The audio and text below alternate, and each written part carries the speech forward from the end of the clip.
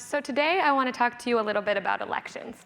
And I think right now we're all really realizing that elections can be pretty divisive. We're experiencing that right now. But at the same time, we can also feel fairly confident that no matter what happens in our election, it's not going to end up looking like this. And unfortunately, that's actually not the case in a lot of parts of the world. These are images of Kenya's 2007 and 2008 post-election violence, which claimed the lives of over 1,000 individuals and displaced hundreds of thousands throughout the country. And one thing that enabled Kenya's violence to spread so quickly, both within communities and throughout the country, is that violent actors used communication very effectively. They tapped into key influencers in communities, key influential connectors. And those people then spread information, and people passed information in a variety of forms. They talked, but you can only talk to so many people face to face. They called each other, but that's expensive. The thing that really let communication about violence go to scale in Kenya was text messaging. This, the mobile phone, was used as a weapon. It was used as a weapon because it was used not only to spread rumors, to spread hate speech, and to incite violence. It was also used to collect lists of names and to organize weapons distribution and attacks.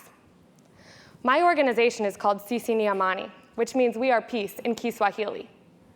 We took this information and we said, okay, we understand communication is inciting violence. Communication is a tool that can have a big impact, that can influence people's actions. But if communication is such an influential tool, why can't we turn this around? So if communication is inciting violence, how can we instead use it to incite peace? And in asking this question, and really in all of our work, we have to understand it's not just about the phone. It's not just about text messaging. It's about really understanding how and why communication can have an impact on how people think and how people make decisions. So in each of the communities in Kenya where we work, we have to understand a few key things. We need to understand who matters. Who are the key actors who influence violence in communities and communication about violence? Usually, the end game is young unemployed men, right? These are the people you usually see actually physically perpetrating violence. But before it gets to them, there's this big communication infrastructure. There are people that are influential to decision making. People like religious leaders and elders who influence people's opinions and decisions. There are also less obvious actors in communities. People like bar owners and street vendors.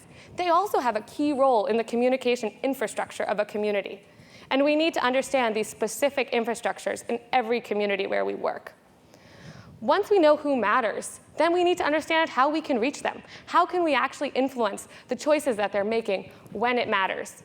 When do we need to get information to them? After that, we have to understand what information is actually going to be useful to them, to help them think twice and see new options when they're making key decisions. And then finally, how? How do we package it? How do we speak in a way that reaches them and that they're going to listen to? So far, we've had 30,000 members of the 2 communities where we work sign up for free SMS from our platform, free text messages. And when they sign up to our platform, we collect key demographic information like their location and their gender so that we know how we can target them. And I just want to give you one example of what it can look like, what the impact can be when all of these things come together.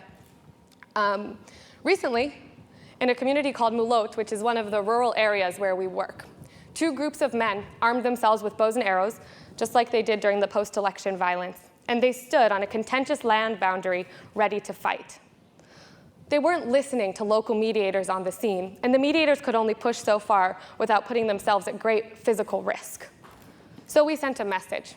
Paraphrased in English, the message was very simple. It urged peaceful solutions to boundary issues, and it also called upon this common identity of the people of Mulot. It let them know that they were part of a bigger context. So some of the men, standing there armed, actually received this message. They checked their phones, and so what did they do? They went directly to the office of a local pastor, and they asked him to mediate. So this is what happens when we get information to people who are in critical decision-making moments, when we get it to them at a time when it matters and in a way that's actionable and relevant to them. So in closing, I just want you to imagine with me how many situations like this, where individuals are faced with situations where they can choose to be violent or peaceful, happen in the course of an election cycle. what Sisi and Amani is doing in the lead up to Kenya's next general elections in March of 2013 is working to use those same communication channels that before incited violence to instead walk communities peacefully through elections. We want to turn communication from a tool for violence into a tool for peace. And in doing so, we're developing this approach, and we're really learning important lessons about how we can use communication to prevent violence in communities. Thank you.